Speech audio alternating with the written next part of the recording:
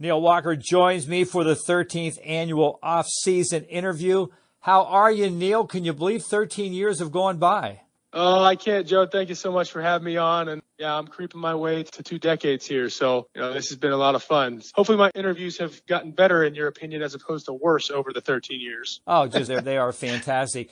Talk about the free agency, the off season. Are you in contact on a regular basis with your agent? Do they say this team's interested and that team's interested? I mean, how does it work? Yeah, it's an interesting thing because obviously once the World Series ends is when free agency kicks in, and you target both yourself and your agent. You kind of target what teams might make sense, and then you kind of put in order if you had a choice between all of them being exactly the same, where you'd like to end, and so on and so forth. So it's an interesting process. And this year in particular, this offseason has been very interesting just because of how slow everything has been and how methodical and how teams are kind of looking at free agents and trades and trying to figure out how they best value players. So certainly been an interesting and eventful and uneventful at the same time as far as free agency is concerned. So, but hopefully things will heat up here within the next 7 to 10 days for guys like myself and guys that are in the same boat, and we'll have somewhere to play here in the next 2 weeks. Recently, Gerrit Cole and Andrew McCutchen were traded. You look back at your time when you were traded. Now that more than 2 years have passed, do you see what happened any differently? And what type of suggestions would you tell them about going to a new team? How different was it for you and how different for them?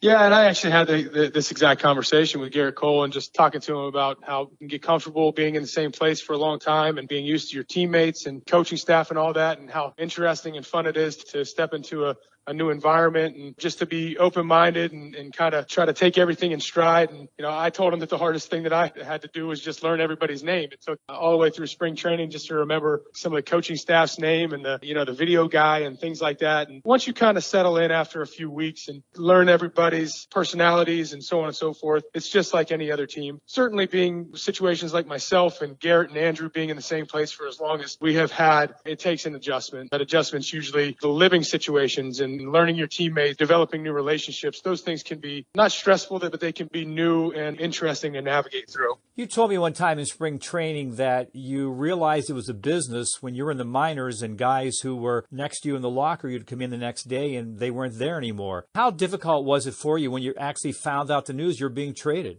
Yeah, I think you are somewhat prepared. A lot of times guys are somewhat prepared through agents, talking with teams and with other agents and players and so on and so forth. So when you hear rumors about being traded, it's one thing. Then when you actually get the news that you've been traded, it's another. It definitely hits you hard, especially if you've been in one place. For me, getting traded from Pittsburgh was a lot different than me getting traded from the Mets in August. It felt a lot different. It wasn't the first time. I knew what to expect going into a different environment. But there's so many emotions that go in and out of your head. And I found it to be exhausting for a couple weeks, trying to catch up with old teammates, the old coaches, thanking people, and then trying to figure out spring training accommodations and season accommodations. Just the unfamiliarity with it was something that was very stressful for me. But like I said, after a while and after you kind of get settled and get used to your surroundings, you settle in as though you've been there for a long time. Thanks for joining me, Neil. Hold on. We'll talk afterwards, and best of luck to you. Thank you, Joe. Thanks for having me on.